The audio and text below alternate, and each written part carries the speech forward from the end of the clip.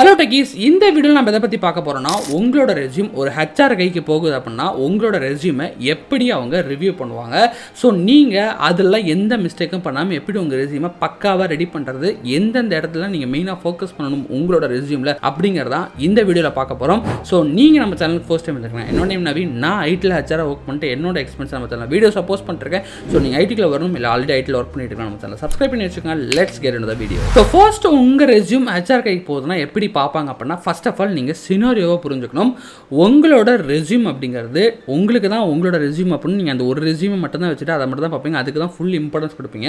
ஒரு ஹெச்ஆரோட point of வியூவில் இருந்து அவங்க மல்டிபிள் ரெக்யர்மெண்ட்ஸில் மல்டிபிள் ஓப்பனிங்ஸில் ஒரு கம்பெனியில் ஒர்க் பண்ணிருப்பாங்க. ஓகேங்களா?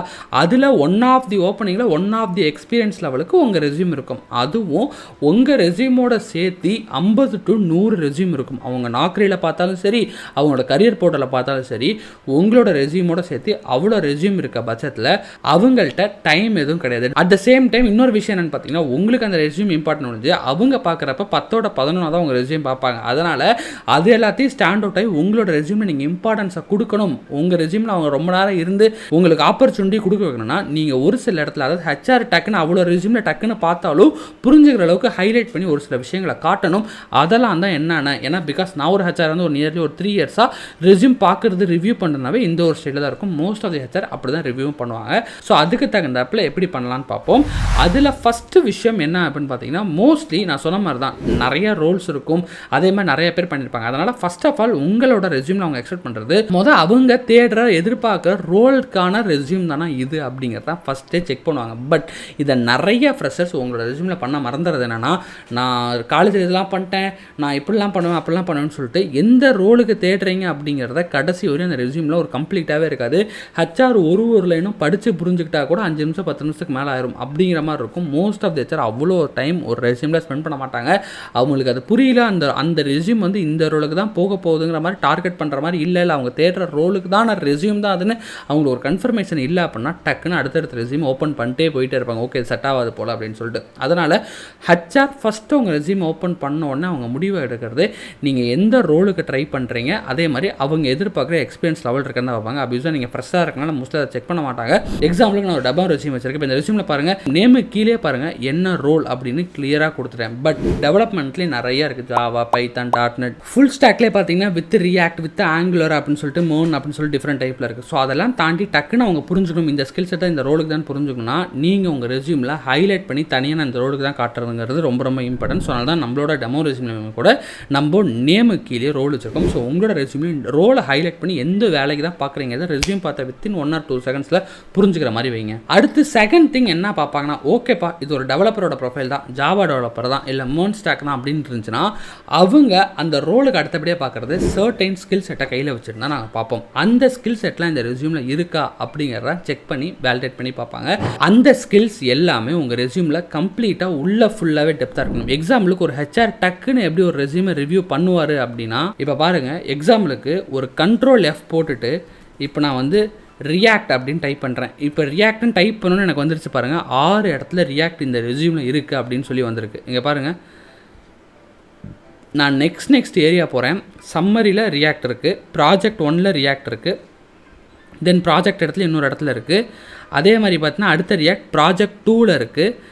அண்ட் தென் அடுத்த ரியாக்ட்ங்கிற வேர்டும் ப்ராஜெக்ட் 2லேயே இன்னொரு இடத்துல இருக்குது. உங்களுக்கு இங்கே ஹைலைட் ஆகி தெரியும்னு நினைக்கிறேன். இது நான் கேன்வாவில் இருக்கனால தான் அப்படின்னு கிடையாது. நீங்கள் நார்மலாக டாக்குமெண்ட்டில் ஃபைல் ஓப்பன் பண்ணி கண்ட்ரோலை ஃபில்டர் போட்டு பார்த்தாலும் இப்படி தான் வரும். அதே மாதிரி அடுத்த ரியாக்ட்ங்கிற கீவேர்டு எங்கே இருக்குன்னு பார்க்குறப்ப ஸ்கில் செட்டில் இருக்கும். இந்த மாதிரி உங்களோட ரெஸ்யூமில் முடிஞ்ச அளவுக்கு எல்லா இடத்துலையுமே கீவேர்ட்ஸை ஆட் பண்ணுங்கள். எக்ஸாம்பிளுக்கு மெயினாக சம்மரி, ப்ராஜெக்ட், கீ ஸ்கில்ஸுங்கிற காலத்தில் கண்டிப்பாக இருக்கணும். இதெல்லாம் வச்சு தான் நீங்கள் அந்த ஸ்கில் செட்டில் எவ்வளோ ஸ்ட்ராங்காக இருக்கீங்க. லைக் இப்போ இந்த இடத்துல ஒரு 6 இடத்துல ரியாக்ட் மென்ஷன் பண்ணியிருக்கேன். அப்போ ஓகே, கொஞ்சம் ஸ்ட்ராங்காக இருப்பார் போல். சம்மரிலையும் 2 ப்ராஜெக்ட்ல ரியாக்ட் யூஸ் பண்ணிருக்க ரியாக்ட்ல ஒரு ஸ்ட்ராங்கான கேண்டிடேட் தான் இவருங்கிறத வித்தின் ஒரு 2 to 3 செகண்ட்ல டக்குன்னு கிளிக் பண்ணி பார்க்குற மூலியமாவே தெரிஞ்சுக்க முடியுது. இந்த மாதிரி தான் செக் பண்ணி பார்ப்பாங்க. ஸோ நீங்கள் எந்த ரோல் ட்ரை பண்ணுறீங்களோ உங்களோட ரெஸ்யூமில் எந்தெந்த இடத்துல அந்த கீவேர்டு வருதுன்னு பாருங்கள். ஜாவா டெவலப்பர்னா உங்கள் ரெஸ்யூம் ஓப்பன் பண்ணி Ctrl F கொடுத்து ஜாவான்னு போட்டு எத்தனை இடத்துல ஜாவா அப்படிங்கிற வேர்டை கவர் பண்ணியிருக்கீங்க, சீக்வல்ங்கிற வேர்டை எத்தனை இடத்துல கவர் பண்ணியிருக்கீங்க, எந்தெந்த இடத்துலாம் போட்டிருக்கீங்க அப்படிங்கிற மாதிரிலாம் செக் பண்ணி அதை மாடிஃபை பண்ணுங்கள். முடிஞ்ச அளவுக்கு நீங்கள் ஸ்பெசிஃபிக்காக ஒரு 5 ஸ்கில் செட்டில் ஸ்ட்ராங்காக இருக்கீங்க. அந்த 5 ஸ்கில் செட்லையுமே நிறைய இடத்துல இடத்துல உங்கள் ரெஸ்யூமில் போட்டிருக்க மாதிரி பார்த்துக்குங்க. Today's video sponsor Shiash Info Solutions. இந்த கம்பெனியில் ஃபைனல் இயர் ஸ்டூடெண்ட்ஸ் அண்ட் கிராஜுவேட்ஸ்க்கு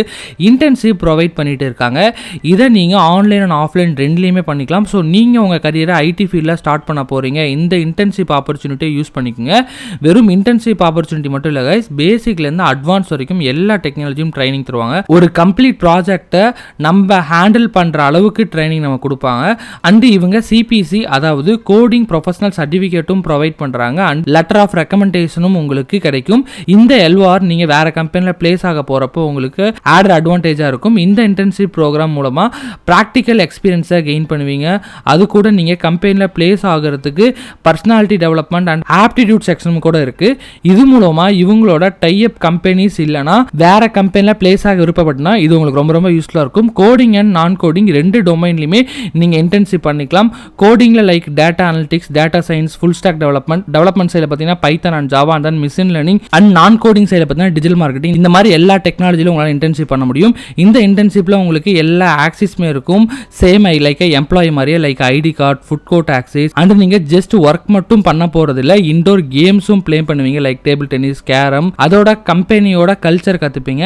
இந்த கம்பெனியில் இன்டர்ன்ஷிப் அப்ளை பண்ணுறதுக்கு லிங்கை டிஸ்கிரிப்ஷனில் கொடுத்துருக்கேன். அப்ளை பண்ணி உங்கள் கரியரை ஐடி லைஃப்பில் ஸ்டார்ட் பண்ணுங்க. ஸோ ஃபர்ஸ்ட் வந்து அவங்க தேடுற ரோலுக்கு உங்கள் ரெஸ்யூம் மேட்ச் ஆயிடுச்சு. செகண்டாக அவங்க எதிர்பார்க்குற ஸ்கில் செட்டும் உங்கள்கிட்ட இருக்குது. அப்படின்னா அடுத்தபடியாக தேட எங்கே வருவாங்கன்னு பார்த்தீங்கன்னா உங்களோட எஜுகேஷன் பேக்ரவுண்ட், அதில் எவ்வளோ பர்சன்டேஜ் எடுத்திருக்கீங்க, ப்ளஸ் இந்த ரோலுக்கு ஏதாவது சர்டிஃபிகேஷன் எங்கேயாச்சும் ப்ராப்பராக படிச்சிருக்கீங்களாங்கிற மாதிரியான செக்கிங் பாயிண்ட்டுக்கு வருவாங்க. அதனால் உங்களோட எஜுகேஷன் இன்ஃபர்மேஷனை டீட்டெயிலாக கொடுங்க. மெயினாக இந்த ஒரு 4 இன்ஃபர்மேஷன் இருந்தாவே போதும். நிறைய பேர் என்ன பண்ணுவாங்கன்னா இந்த எஜுகேஷன் இன்ஃபர்மேஷனே அவங்க ரெஸ்யூமில் பாதி பக்கத்துக்கு மேலே எடுத்தோன்னு டாப்பில் போட்டுருவாங்க. அவ்வளோ பெருசு இம்பார்ட்டன்ஸ் கொடுக்கணும் அவசியம் இல்லை. ஒரு 4 இன்ஃபர்மேஷன், எக்ஸாம்பிளுக்கு என்ன டிகிரி படிச்சிங்க, அதில் என்ன ஸ்பெசிஃபிகேஷன், செகண்ட் எந்த வருஷம் எந்த வருஷம் படிச்சிங்க, தேர்டு எந்த காலேஜில் படிச்சிங்க, ஃபோர்த் அங்கே சிஜிபிஏ என்ன, இல்லை பர்சன்டேஜ் எத்தனை பர்சன்ட். பிகாஸ் நீங்கள் எத்தனை பர்சன்டேஜ் எடுத்திருக்கீங்கிறத மெயினாக இங்கே வந்து பார்க்கவே வருவாங்க. பிகாஸ் ஒரு சில company they have a criteria 60% மேலே இருக்கணும், இல்லை 80% மேலே இருக்கணும், இல்லை 90% மேலே இருக்கணும். They have some criteria. அதனால் அந்த விஷயங்கள்லாம் மேட்ச் ஆகுதான்னு செக் பண்ணி பார்ப்பாங்க. ஸோ நீங்கள் அதெல்லாம் தாண்டி 40-50% போட தேவை. But you score the good percentage அப்படின்னா அந்த இடத்துல வந்து மென்ஷன் பண்ணுங்க. இல்லை நீங்கள் மென்ஷன் பண்ணாமல் விட்டீங்கன்னா ஒரு சில HR சரி ஓகேன்னு ப்ராசஸ் பண்ண சான்ஸ் இருக்குது. ஒரு சில பேர் இது மென்ஷன் பண்ணல, சரி இதுக்கு எது கால் பண்ணி ரிஜெக்ட் பண்ணவும் சான்ஸ் இருக்குது. அதனால் நீங்கள் ஒருவேளை ரொம்ப கம்மியாக எடுத்துட்டிங்கன்னா மட்டும் ஒரு 40, 45, 50 இருக்குன்னா மட்டும் மேபி ஒமிட் பண்ணுங்கள். மற்றபடி ஒரு 55-60 மேலே இருக்குனாவே கண்டிப்பாக சிஜிபிஆர் பர்சன்டேஜை மென்ஷன் பண்ணுங்கள். அதே மாதிரி நீங்கள் அஃபிஷியலாக இப்போ ஏதாச்சும் ஒரு டெக்னிக்கல் ஸ்கில்ஸை எங்கேயாச்சும் ஒரு சர்டிஃபிகேஷனோ எங்கேயாச்சும் ப்ராப்பராக படிச்சிருக்கீங்கன்னா ப்ளீஸ் அதை மென்ஷன் பண்ணுங்கள். அதை வச்சு தான் நீங்கள் எங்கே லேர்ன் பண்ணியிருக்கீங்க, எப்படி அந்த ஸ்கில்லை கற்றுக்கிட்டீங்கிறதும் தெரிய வரும். அதனால் அந்த விஷயத்தையும் போடுங்க. அடுத்தபடியாக ஃபோர்த்தாக ஒரு HR உங்கள் ரெஸ்யூமில் எந்த இடத்துல மெயினாக டக்குன்னு பார்க்க வருவார்னா, ஓகே இந்த ஸ்கில் செட்லாம் இருக்குது, அதே மாதிரி காலேஜ் விஷயத்துலேயும் பாஸ் ஆகிட்டார்னா இந்த 3 ஒரு க்ரைட்டீரியா செக். இந்த 3 க்ரைட்டீரியா செக் இல்லைனா அனுப்பவே முடியாது. பிகாஸ் வேறு ஒரு ரோலுக்கு வேலை தேடிட்டு இருக்கீங்கன்னா உங்கள் ரெஸ்யூம் அனுப்ப முடியாது. அதே மாதிரி அவங்க எதிர்பார்க்குற ஸ்கில் செட்லாம் அனுப்ப முடியாது, தேர்டு பர்சன்டேஜ்லாம் அனுப்ப முடியாது. ஸோ இந்த 3 பிரைமரியாக ஃபஸ்ட்டு பார்ப்பாங்க. அடுத்தபடியாக ஃபோர்த்தாக பார்க்குறதுனா என்ன மாதிரி ப்ராஜெக்ட் பண்ணியிருக்கீங்க. ஓகே ப்ராஜெக்டாக அது ஓரியன்டாக ஏதோ பண்ணியிருக்கீங்க, பட் என்ன ப்ராஜெக்ட் பண்ணியிருக்கீங்க, எவ்வளோ ஸ்ட்ராங்கான ப்ராஜெக்ட் பண்ணியிருக்கீங்க, சும்மா ஆதி காலத்தில் இருந்த ப்ராஜெக்ட் பண்ணியிருக்கீங்களா, இல்லை இனோவேஷனான ப்ராஜெக்ட் பண்ணியிருக்கீங்களா, இல்லை எல்லா ப்ராஜெக்ட்லையுமே அவங்க எதிர்பார்க்குற ஸ்கில்ஸை யூஸ் பண்ணியிருக்கீங்களா அப்படிங்கிற மாதிரிலாம் வெரிஃபை பண்ணுவாங்க. அதனால் உங்கள் ப்ராஜெக்டை முடிஞ்ச அளவுக்கு நீங்கள் 10-15 ப்ராஜெக்ட் வச்சுருக்கீங்கன்னா நீங்கள் ரொம்ப மொக்கையாக பண்ண ப்ராஜெக்டை ஃபஸ்ட்டாக போட்டுட்டு சூப்பராக பண்ண ப்ராஜெக்ட் நான் கடைசியாக பெருசாக போகிறேன்லாம் போட்டிங்கன்னா HR பார்த்துட்டு இருக்க மாட்டாங்க. முடிஞ்ச அளவுக்கு 2 ப்ராஜெக்ட் போடுற மாதிரி பாருங்கள். அந்த 2 ப்ராஜெக்ட்டும் நீங்கள் ரொம்ப ரொம்ப ஹை எஃபெக்டிவான விஷயம் பிலீவ் பண்ணுற ஒரு 2 ப்ராஜெக்ட்டை அந்த இடத்துல மென்ஷன் பண்ணுங்கள். அந்த 2 ப்ராஜெக்ட் போடுறப்பையும் ப்ராஜெக்ட் 1, ப்ராஜெக்ட் 2 அதோட பேர் மெயினாக அது கீழே என்னென்ன ஸ்கில் செட்டில் அந்த ப்ராஜெக்ட்டில் ஒர்க் பண்ணீங்கன்னு கொடுங்க. இதுதான் ஹைலைட் பண்ணி காட்டும் HR இருக்கும். ப்ளஸ் அந்த ப்ராஜெக்ட்டை பார்த்தீங்கன்னா ஒரு 4 to 5 கீ பாயிண்ட்ஸை கொடுங்க, எந்தெந்த இடத்துல நீங்கள் மெயினாக ஒர்க் பண்ணீங்க. ஸோ இந்த மாதிரி ப்ராஜெக்ட் மினிமம் 2, அதே மாதிரி ஸ்ட்ராங்காக கொஞ்சம் லேட்டஸ்ட்டாக இருக்க மாதிரியான ப்ராஜெக்ட் பண்ணுங்கள். அப்போ பண்ணுனா கால்குலேட்டர் ப்ராஜெக்ட், அப்போ பண்ணுனா பஸ் டிக்கெட் புக்கிங் ப்ராஜெக்ட்டே உங்களுக்கு வேணால் ட்ரைனிங் இன்ஸ்டியூட் புதுசாக கொடுத்துருக்கலாம். பட் கம்பெனிக்கு தெரியும் அது எவ்வளோ ஒரு லேட்டஸ்ட் ப்ராஜெக்ட்னு. ஸோ ChatGPTயில் மற்ற டூல்ஸை செக் பண்ணியாச்சு. இப்போ ரீசெண்டாக இருக்க மாதிரியான ஒரு 1 year 2 yearக்குள்ளே இல்லை புதுசாக நீங்களே ஒரு ப்ராப்ளம் ஸ்டேட் சொல்யூஷன் கண்டுபிடிக்க மாதிரியான ஒரு ப்ராஜெக்ட்டை ரெடி பண்ணி போடுங்க. அடுத்தது லாஸ்ட் அண்ட் ஃபைனலாக HR உங்களோட ரெஸ்யூம் எங்கே வைப்பாங்கன்னா, ஸோ இதுவரையும் அவங்க எக்ஸ்பெக்ட் பண்ணுற எல்லா க்ரைட்டீரியாவும் பார்த்து உங்கள் ப்ரொஃபைல் மேட்ச் ஆகிடுச்சு. So they completely fine with you. So okay அப்படின்னு தோணிடுச்சு அப்படின்னா அடுத்தபடியாக பார்க்குற இடம் நிறைய பேர் மிஸ்டேக் பண்ணி இதனால் கம்ப்ளீட்டாக முன்னாடி இருக்க 4 விஷயமும் வேஸ்ட்டாக போயிடும். அந்த இடம் தான் உங்களோட கான்டாக்ட் இன்ஃபர்மேஷன். நிறைய பேரை நான் பார்த்துருக்கேன், அவங்களோட மெயில் ஐடியா கான்டாக்டில் கொடுக்க மாட்டாங்க, இல்லைனா கடைசி கடைசியாக போய் டிக்ளரேஷனுக்குலாம் அப்புறமே போட்டு வச்சுருப்பாங்க சின்னதாக. அப்படிலாம் கொடுக்காதீங்க. இவ்வளோ தூரம் கஷ்டப்பட்டு ரெஸ்யூமை கொண்டு வரதே நம்ம கால் பண்ணணும், இல்லைனா அட்லீஸ்ட் மெயில் பண்ணணும் தான். அதுதான் ரொம்ப இம்பார்ட்டன்ட். அதுதான் ஒரு ஹெச்ஆர் ஆக்ஷன் எடுக்க வச்சு அவங்களே நம்மளே கனெக்ட் பண்ணுற இடமே. அதை போய் நீங்கள் வந்து இம்பார்ட்டன்ஸ் இல்லாமல் கொடுத்துட்டிங்கன்னா அது ரொம்பவே மிஸ்டேக்காக போயிடும். அது மூலியமாகவே உங்களோட ப்ரொஃபைல் பர்ஃபார்மன்ஸ் சுத்தமாக குறைஞ்சிடும். அதனால் முடிஞ்ச அளவுக்கு மேலேயே டாப்லேயே உங்களோட நம்பரும் மெயில் ஐடியும் கொடுங்க. டக்குன்னு உங்கள் ப்ரொஃபைல் சூட் ஆச்சுன்னா டக்குன்னு கால் பண்ணிவிடுவாங்க. மெயில் ஐடியும் மெயினாக ஜாபுக்குன்னு தனியாக கிரியேட் பண்ணி கொடுங்க. அப்போ தான் நீங்கள் ஒரு மெயில் கூட மிஸ் பண்ணாமல் பார்க்க முடியும். அதே மாதிரி கான்டாக்ட் இன்ஃபர்மேஷன் 1-2 வாட்டி கரெக்டாக பாருங்கள். நான் 10 கேண்டிடேட் கிடச்சேன்னா 2 கேண்டிடேட் நாட் ரீச்சபிளாக சுவிச் ஆஃபில் தான் இருந்துட்டு இருக்கு. அதனால் நம்பர் கரெக்டாக இருக்கா, உங்கள் நம்பர் தான் கொடுத்துருக்கலான்னு வெரிஃபை பண்ணி கரெக்டாக பார்த்துக்குங்க. ஸோ இது எல்லாமே தான் ஒரு ஹெச்ஆராக உங்களோட ரெஸ்யூம் எடுத்து பார்க்குறாங்கன்னா மெயினாக பார்க்குற ஃபர்ஸ்ட் இம்பார்ட்டன்டான ஒரு 5 இடம். ஸோ இந்த இடத்துல தான் கொஞ்சம் இம்பார்ட்டன்ஸ் அதிகம் போட்டு எஃபர்ட் போட்டிங்கன்னா டெஃபினட்டாக உங்கள் ரெஸ்யூம் மற்றவங்களோட அவுட் ஸ்டாண்டர்டாக இருக்கிறதுக்கான சான்சஸ் ரொம்ப அதிகமாக இருக்குது. ஸோ இந்த வீடியோவை ஸ்கிப் பண்ணாமல் டில் எண்ட் வரை பார்த்துக்க தேங்க்யூ ஸோ மச் கைஸ். உங்கள் ஃப்ரெண்ட் யாராச்சும் ரெஸ்யூம் ரெடி பண்ணிட்டு இருக்காருன்னா அவருக்கு இந்த வீடியோ உடனே ஷேர் பண்ணுங்கள். இல்லை வாட் எவர் உங்களோட காலேஜ் குரூப்பில் வேறு எங்கேயாச்சும் நீங்கள் குரூப்பில் இருக்கனால ஷேர் பண்ணிங்கன்னா மற்ற நிறைய பீப்புளுக்கு இது பெனிஃபிட்டாக இருக்கும். மறக்காமல் இந்த வீடியோவை ஷேர் பண்ணுங்கள். Thank you so much. இன்னொரு வேறு இன்ஃபர்மேஷனான ஒரு வீடியோவில் உங்களை பார்ப்போம். திஸ் இஸ் ஒரு ஹெச்ஆர் நவீன் சைனிங் ஆஃப்.